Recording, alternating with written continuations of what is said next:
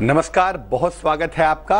आप देख रहे हैं किस्मत कनेक्शन और मैं हूं आपके साथ शैलेंद्र पांडे। आज बात करेंगे नवरात्रि के 5वें दिन की और जानेंगे कि 5वें दिन की पूजा से, 5वें दिन की उपासना से किस ग्रह की समस्याएं दूर होती हैं। 5वें दिन की देवी का स्वरूप कैसा है, इनकी विशेषता कैसी है और इस दिन किस तरह के वरदान आपको प्राप्त हो सकते हैं। तो चर्चा की शुरुआत करते हैं। सबसे पहले जानते हैं गुड लक। नवरात्रि में किसी भी दिन, कोई भी दिन हो, जैसे इस बार 5 तारीख तक नवरात्रि है, तो नवरात्रि में किसी भी दिन गरीबों में हलवा बांटें, पूरी और चना बांटिए। इससे आपकी संतान संबंधी समस्या दूर हो जाएगी। चाहे संतान प्राप्ति की हो, चाहे संतान हो लेकिन उसका डेवलपमेंट नहीं हो पा रहा हो, उसकी उन्नति नहीं हो पा रही हो, ऐसी तमाम समस्याएं निश्चित रूप से दूर हो जाएंगी। सबसे पहले जानते हैं कि स्कंद माता कौन है और इनकी महिमा क्या है। देखिए, नव दुर्गा का 5वां स्वरूप जिसकी पूजा 5वीं तिथि को की जाती है, ये स्वरूप है स्कंद माता का। कार्तिकेय की माता होने की वजह से इनको स्कंद माता कहते हैं, क्योंकि कार्तिकेय का ही नाम दरअसल स्कंद है। ये माता 4 भुजाधारी हैं और पद्मासना है, कमल के फूल पर बैठती हैं, इसीलिए इनको पद्मासना देवी भी कहा जाता है। इनकी गोद में कार्तिकेय भी बैठे हुए हैं। स्कंद माता है ना, तो स्कंद यानी कि कार्तिकेय इनकी गोद में बैठे हुए हैं। इसीलिए जब कोई व्यक्ति स्कंद माता की पूजा करता है तो ऑटोमेटिकली कार्तिकेय की पूजा भी हो जाती है। इनकी सबसे बड़ी विशेषता ये है कि संतान संबंधी मामलों के लिए इनकी पूजा अमोघ है, इनकी पूजा अचूक है। चर्चा को आगे बढ़ाएंगे, लेकिन फिलहाल जान लेते हैं मेष, वृष और मिथुन राशि का राशिफल।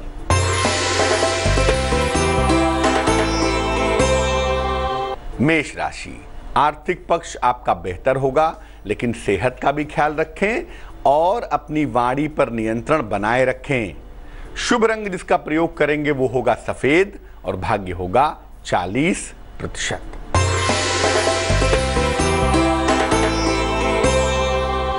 वृष राशि, संपत्ति का लाभ मिलेगा, नौकरी में अनुकूलता आएगी, रुका हुआ धन भी मिलता हुआ दिखाई देगा। शुभ रंग नीला होगा और भाग्य होगा 78%।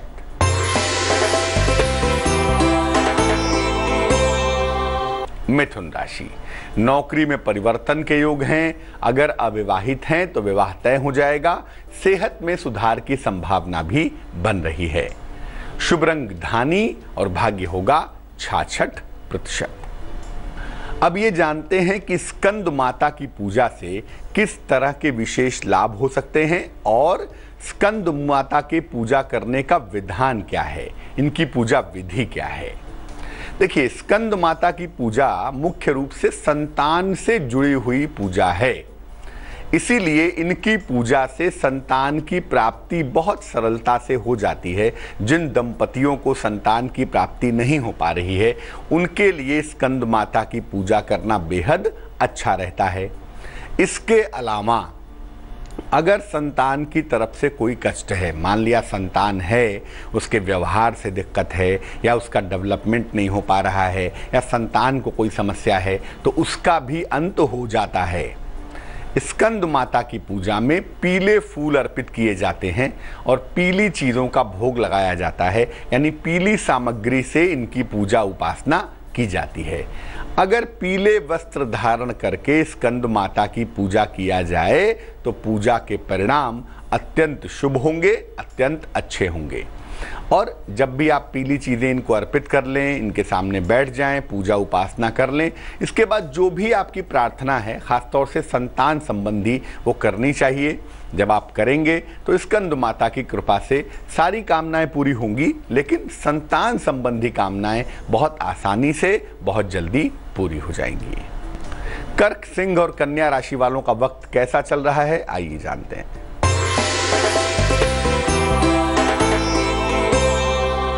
कर्क राशि, किसी अतिथि का आगमन होता हुआ दिख रहा है। काम के नए नए अवसर मिल रहे हैं। संतान प्राप्ति के योग भी बन पा रहे हैं। शुभ रंग क्रीम है और भाग्य है 89%।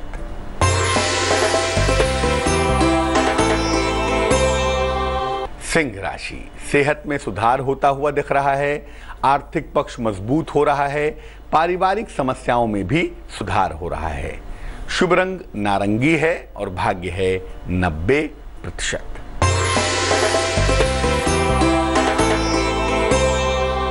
कन्या राशि, लंबी यात्रा के योग हैं। नौकरी में तनाव से बचाव करें। छोटा ही सही लेकिन आर्थिक लाभ जरूर होगा। शुभ रंग हरा है और भाग्य है 50%। बात करेंगे कि नवरात्रि के 5वें दिन यानी 1 अप्रैल को स्कंद माता की कृपा से कैसे समस्याएं दूर हो जाती हैं, कौन कौन से वरदान भी मिलते हैं, इस पर बात होगी। लेकिन फिलहाल आपका सवाल। कल्पना ने हमें मेल लिखा है, मुंबई से लिखती हैं। जन्म की तारीख है 10 मई 1975। जन्म का समय है सवेरे 7 बजे। जन्म का स्थान है मुंबई। इतनी उम्र बीत जाने के बाद भी विवाह नहीं हो पा रहा है, इस बारे में जानना चाहती हैं। घर वाले अभी भी प्रयास कर रहे हैं कि शादी हो जाए। क्या इनका विवाह होगा या नहीं होगा, भविष्य कैसा रहेगा, इस बारे में जानना चाहती हैं। कल्पना जी, आपको बता दूं कि किसी भी महिला के विवाह की सर्वाधिक जिम्मेदारी जिस ग्रह के पास होती है उसका नाम है बृहस्पति, और जो पारिवारिक जीवन को रेगुलेट करता है उसका नाम है शुक्र। बृहस्पति इस कुंडली को डोमिनेट कर रहा है और ऐसी स्थिति में बैठा हुआ है जहां से वैवाहिक सुख नहीं दे रहा है, और शुक्र की उपस्थिति भी कुछ खास नहीं दिखाई दे रही है, वो भी बृहस्पति की गिरफ्त में दिख रहा है। ऐसी दशा में विवाह होने की संभावनाएं बहुत कमजोर हैं। इस कुंडली में विवाह होना लगभग मुश्किल दिखाई दे रहा है। ईश्वर की कृपा से हो जाए तो बात अलग है, अन्यथा ऐसी कुंडली में विवाह होने की संभावना नहीं बनती। करियर का पार्ट बहुत अच्छा है। संभवतः आप टीचिंग या बैंकिंग के क्षेत्र में नौकरी करती होंगी। आप अपनी नौकरी करें, अपना करियर बनाएं और अपने जीवन को सेटल करने का प्रयास करें, लेकिन विवाह की तरफ नहीं बहुत जाने की कोशिश करनी चाहिए, क्योंकि अपेक्षा जब पूरी नहीं होगी तो बेवजह तकलीफ होगी। तो संभावनाएं विवाह की कम हैं, इसके लिए उपाय की आवश्यकता नहीं है। लेकिन जो करियर का पार्ट है वो बहुत अच्छा है। जिंदगी आपकी ठीक बीतती हुई दिखाई दे रही है, उसमें चिंता की आवश्यकता नहीं है। थोड़ा सा मोटापे पे भी आपको ध्यान देना है। सिर्फ आपका इमोशनल पार्ट ठीक रहे, आपकी सेहत ठीक रहे, उसके लिए एक ओपल नाम का रत्न वजन में 12 से 14 रत्ती चांदी की अंगूठी में सीधे हाथ की तर्जनी उंगली में शुक्रवार की शाम को आप धारण करें, आपके लिए बहुत अच्छा रहेगा। अब ये जानते हैं कि नवरात्रि के दिन पूजा उपासना से किस तरह की समस्याएं दूर हो जाती हैं। देखिए, चूंकि मामला होता है संतान का जो सीधा एसोसिएट है उसको कहते हैं बृहस्पति। इसीलिए 5वें दिन की पूजा उपासना से बृहस्पति संबंधी हर तरह की समस्या दूर हो जाती है। संतान प्राप्ति में कोई दिक्कत है, संतान नहीं हो पा रही है, विवाह के काफी समय बीत चुके हैं, तो संतान प्राप्ति की समस्या भी दूर होती है। अगर लीवर की समस्या है, पाचन तंत्र की समस्या है, कोई गंभीर बीमारी है तो वो बीमारी भी दूर हो जाती है। और कुंडली में अगर बृहस्पति का कोई दुर्योग है, बृहस्पति नीच का है, राहु के साथ बैठा है, पापक्रांत है, तो ऐसे तमाम दुर्योग भी नष्ट हो जाते हैं। तुला, वृश्चिक और धनु राशि वालों का वक्त कैसा चल रहा है, आइए जानते हैं।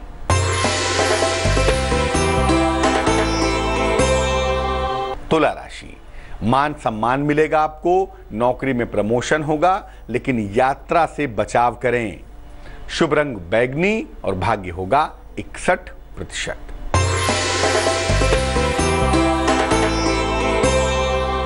वृश्चिक राशि, सेहत का बहुत ख्याल रखें, वाहन सुख मिल रहा है, शिक्षा में सुधार की संभावना भी बन पा रही है। शुभ रंग सुनहरा होगा और भाग्य होगा 83%।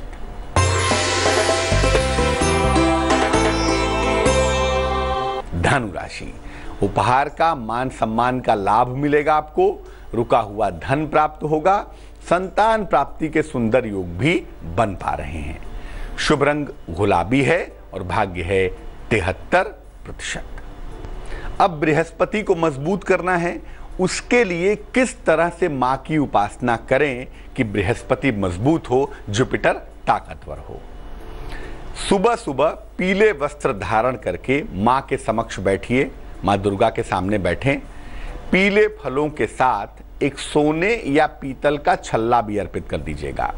सोने या पीतल का छल्ला एक चढ़ा दीजिए और साथ में पीले फल भी अर्पित कर दीजिएगा। पहले ओम ह्रीं नमः, ओम ह्रीं नमः इस मंत्र का 108 बार पहले आप जप करेंगे। इसके बाद बृहस्पति का जो बेसिक मंत्र है, जो तांत्रिक मंत्र है, इसका 11 माला कम से कम जप करेंगे। 11 माला ज्यादा लग रहा हो तो कम से कम 3 माला जप करेंगे। मंत्र होगा ओम ग्रां ग्रीं ग्रौं सह गुरुवे नमः, ओम ग्रां ग्रीं ग्रौं सह गुरुवे नमः।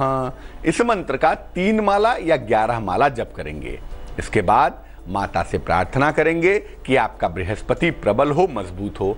और इसके बाद उस सोने या पीतल के छल्ले को तर्जनी उंगली में, इंडेक्स फिंगर में, राइट हैंड में पहन लीजिएगा। आपके बृहस्पति को प्राबल्यता मिलनी, मजबूती मिलनी शुरू हो जाएगी। अब जान लेते हैं मकर, कुंभ और मीन राशि वालों का यह समय कैसा चल रहा है।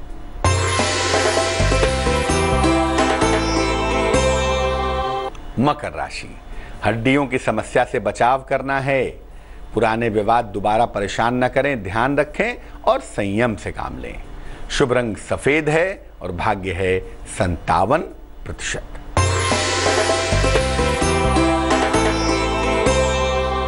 कुंभ राशि, नौकरी में परिवर्तन के योग हैं। अगर अविवाहित हैं तो विवाह आपका तय हो जाएगा। संपत्ति का लाभ मिलेगा आपको। शुभ रंग आसमानी और भाग्य होगा 91%।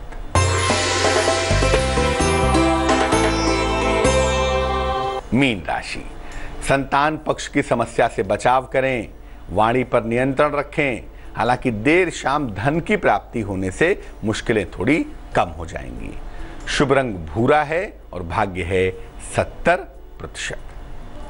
जिन लोगों को संतान नहीं हो पा रही है, नवरात्रि के 5वें दिन, जो कि इस बार 1 अप्रैल को होगा, स्कंद माता की कृपा से संतान प्राप्ति के लिए क्या प्रयोग करें। देखिए, 5वें दिन क्या प्रयोग करेंगे। मां के समक्ष पीली चुनरी में या पीले कपड़े में एक नारियल रख दीजिएगा, जटा वाला नारियल, जिसको देवी के सामने तोड़ते भी हैं, वही वाला नारियल बिना टूटा हुआ देवी के सामने एक पीले कपड़े में रख दें या पीली चुनरी में रख दें। स्वयं पीले वस्त्र धारण करें और एक विशेष मंत्र का 108 बार जप करें। मंत्र होगा नंद गोप गृहे जाता यशोदा गर्भ संभवा ततस्तौ नाशयिष्यामि विंध्याचल निवासिनी। फिर से नोट करें, नंद गोप गृहे जाता यशोदा गर्भ संभवा ततस्तौ नाशयिष्यामि विंध्याचल निवासिनी। इसके बाद मां से प्रार्थना करें कि संतान की प्राप्ति आपको हो जाए और नारियल को उसी पीले कपड़े में या पीली चुनरी में बांध के अपने पास रख लीजिएगा। अपने बेडरूम में जहां आप सोते हैं या जहां सोती हैं वहीं पे सिरहाने रख लीजिएगा। संतान प्राप्ति की जो कामना है वो निश्चित रूप से पूरी हो जाएगी। तो आज हमने बात की स्कंद माता की, उनकी महिमा की। अब जान लेते हैं क्या है आज की सलाह।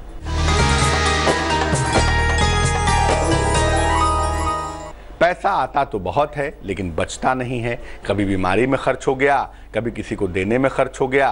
पैसे का संचय नहीं हो पाता, सेविंग नहीं हो पाती। क्या करना चाहिए? नवरात्रि में मां दुर्गा को 2 गांठ हल्दी की अर्पित करें।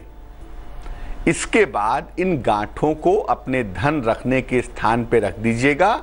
आप पैसे की बचत आसानी से कर पाएंगे।